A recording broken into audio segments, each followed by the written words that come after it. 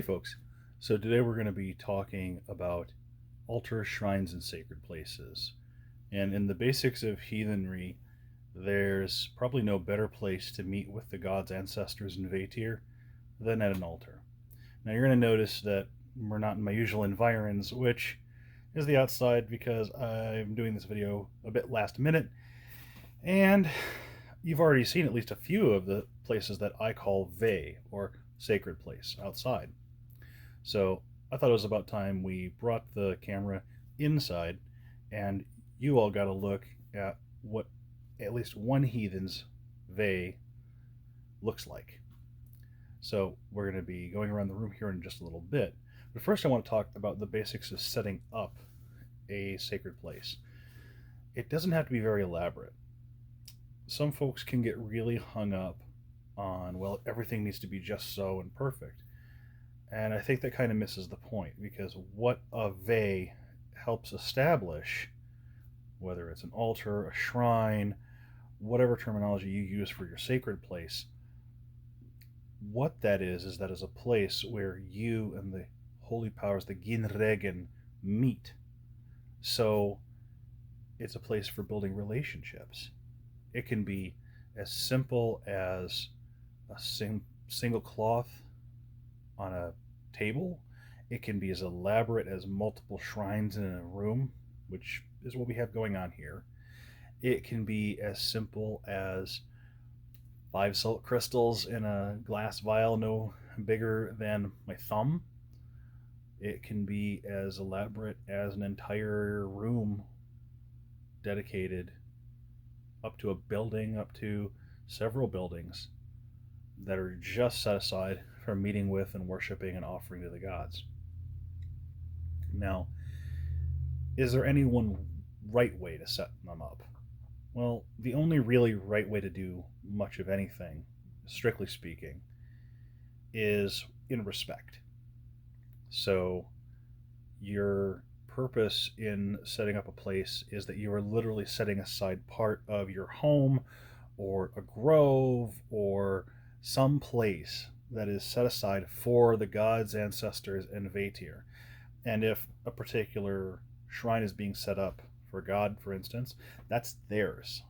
It really, in this conception and understanding of relationship with our Genregen, this space ceases to become yours. It's theirs now. Because you, as hosts in this area, are opening up this place for them to come into it and establish relationship. So this concept of ownership of, well, this is my house. Yes, it is your house. But it's also a place where you have said the Ginregen can come and enjoy your hospitality, and this is their place in the home or outside, depending on, again, what you're setting up. A couple of terms to know. Ve, of course, is a very generic term for sacred place. These are usually seen as outside. There's the Hof, which was a temple. Sometimes it's looked at as the mead hall or the meeting place for the Gothi or the chieftain in the lore that we have. There's also the Horgur, which is sacred shrines and places that are made out of stone or piles of stone. So you might see on these places, for modern heathens, you might have what are called god poles, which are carved round poles that have depictions of the gods' faces in them.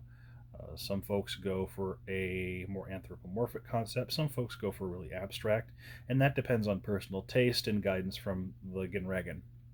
So to say anything across the board is for me to speak out of turn, even in terms of being a Norse heathen. Now, we're going to get up here and we're going to take a look at some shrines, and I'm going to break down how I put my sacred space together and what that looks like in a modern heathen context.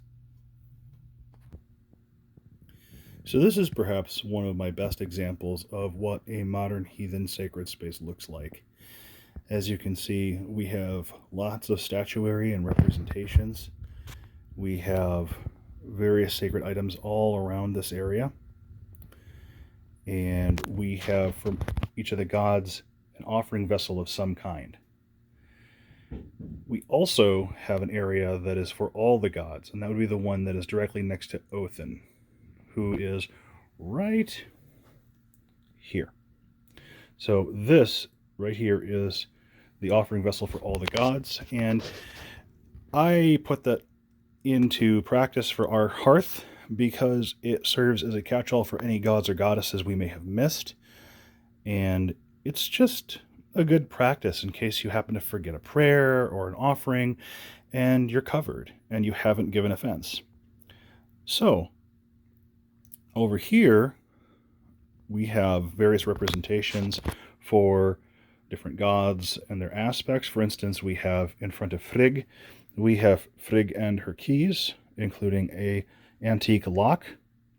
We have a bell with which to cleanse the space. We actually have herbs here in front of our Freyr and Gertha.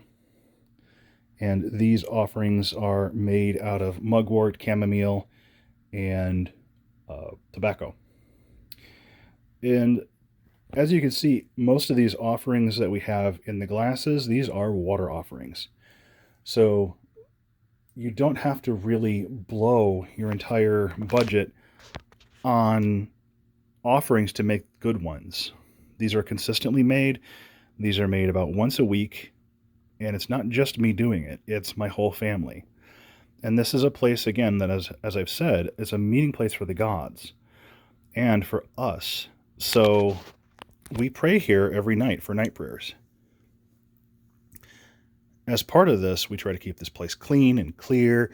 We always cleanse before we begin ritual here, and we do what's often called grounding and centering. That is, we take time to cleanse using 3 deep breaths, go and slough off all the dross of the day so that we can fully be present in relationship with our gods. And so we do our rote night prayers. For us, rote prayers work very well here. And we take care of the offerings about once a week. So if we've laid down an offering that's perishable, we do it earlier. But generally speaking, if they're water offerings, we'll come back once a week, change the offerings out, clean the glass, and then set it back on the altar. So there's no one way that you need to dress an altar. We frequently change the altar cloth out. We like the altar cloth because it's not only pretty, but if we happen to spill something, it's not going to get everywhere because this is a plastic table. Some folks use wood and some folks use stone. Some folks just use whatever they've got handy. Some folks are on the floor. Some folks are on a raised platform like what we have here. And some folks incorporate different folk practices and different aspects of different religions they've been part of. And a lot of how you dress an altar and keep it up and take care of it really comes down to your relationship with the gods, ancestors, and Vitier. Now, we're going to go to another shrine, and I'm going to show you what that looks like. Now, this is a combination altar because we're working with limited space here, so practicality is often a concern when you're talking about setting up altars to various Vitier. So for us, our Ancestor Altar and that of our House Vitier, the Money Vitier, and Andvari all share the same table, but they have different sections. So on the left is our Ancestor Shrine, and that includes sections for our blood ancestors, for the ancestors of our various culture groups. We also have representations for different groups of ancestors from professions. So we have here, for instance, a representation of our farming ancestors. And you can include individual ancestors, ancestors of the land, which we have in the back. We have various representations for all the ancestors here in the front, and then the two, the Desir on the right and the Fetor, or the powerful female and male ancestors, respectively, on the right and the left of this Ancestor Altar. And you'll notice that there's this black bag, for instance, in the middle of this ancestor representation, which represents all of our ancestors together. In that bag are prayer beads made out of bone. And at some point, they'll be incorporated into a prayer beadwork. And at some point, they will be incorporated into prayer beads for the ancestors. So over here, we have a representation of our House Vitier and Land Vitier. And we actually have an example of the incorporation of magic into work with the Land Vitier and the House Vitier with the Egishjelmer. Now, yes, I know, Egishjelmer is not an ancient heathen symbol, at least in this form. It's from the Galdra book, and that is basically Christian Icelandic magic, which takes its cues from Solomonic magic, but it works, and the House Vitier and the Land Vitier are happy to work with that with us. Over here, we have the Money Vitier on the right, and there are various spirits of money and different representations of money, both on the plate and in the box. So this is just one family, really, because we put these altars together and take them down and put them back up as a family. So this is our hearth cult area for the ancestors and the House and Land Vitier and the Money Vitier. So this is, again, one example among many, many heathens. And what's the rhyme or reason for how we lay it out? Well, to a certain degree, it's what can fit here, who wants to be part of this altar. And so if we ever have a question and we're kind of stumped on what to do, we'll go to the runes for divination, or we might just sit in quiet contemplation and wait for them to give us some kind of signal, whether it's something we interpret as clairaudient or clairsentient or what have you. And if we don't get anything, well, we just make a decision. Some folks don't get spiritual input like that, and that's fine. So the setting up of your Ve is unique to you and your relationship with the various gods, ancestors, and Vitier. This shrine is the Earth Vitier Shrine, and we have various representations of different places we visited, different places that we have good connections with, and places that we wanted to keep cultists up with, even though we're not going to visit them for quite a while. So there are statues here of New York, there are the gnomes, the state of Michigan has its own offering vessel, so does the state of Indiana, as does Canada. Seattle has stones in the back. So there's all these different representations and all these offerings that are regularly poured out, just as with our God offerings, to the various spirits of the earth. These 3 stone pieces right here come from our land here. And down here, these 3 glass jars come from Lake Michigan, our home, and Lake Superior. At one point, they all had water in them from the waters of Lake Michigan, the waters of Lake Superior, and after a rainstorm, our own home. But since these aren't perfectly sealed, they've evaporated and left behind the sediment that we picked up from these various places. And we have all kinds of stones, semi-precious and otherwise, pieces of copper from here, from Copper Harbor, Michigan, and other places that we've held dear over the years, and all these different lawn spirits that have come to join us in all their different ways here on this Earth Vitier Shrine. And yes, we do have a representation of the dragon. We do honor Nithhogg both in and outdoors, and so she is part of the shrine here of different Earth Vitier. So you're going to find, again, that different shrines may push you, or you feel called to express your relationship with your Genregen in different ways. So the basics of setting up any sacred space are making sure that you're cleansed, the space is cleansed, and that anything you're going to use as representation is cleansed before you even begin putting a shrine together. You need to know who or what is going to go on it, in what order, and why. So if you have a representation of Othin, why would you put it on this altar versus another? And how are you going to do it? So figuring out the how, the why, and the wherefores is actually really important. And without speaking too broadly across the spectrum, I would simply follow this simple formula just for starting out. Cleanse the space and cleanse it with either water or mugwort, and you can do that by burning the mugwort or putting it in the water, asking the water and the mugwort to cleanse the space, and then asperging the area, or in the case of mugwort, if you have a fire safe vessel to smoke it in, smoke the area. And once that's done and the area is cleansed, you go on to cleanse yourself, and you can do that either by breath or at the same time working with mugwort and the water, or the mugwort and the fire. And all you're doing is just simple prayers of asking these different beings to help you cleanse the space, prepare the space, and prepare yourself. And then you can waft, if you're using fire and mugwort, you can waft whatever items that you are asking the gods to bless and inhabit by wafting it through the smoke, or you can bless it with the water, making sure that you and the area and the beings are as cleansed as possible before continuing. Once that's done, you can then make your first offerings in that area. And it doesn't have to be terribly elaborate.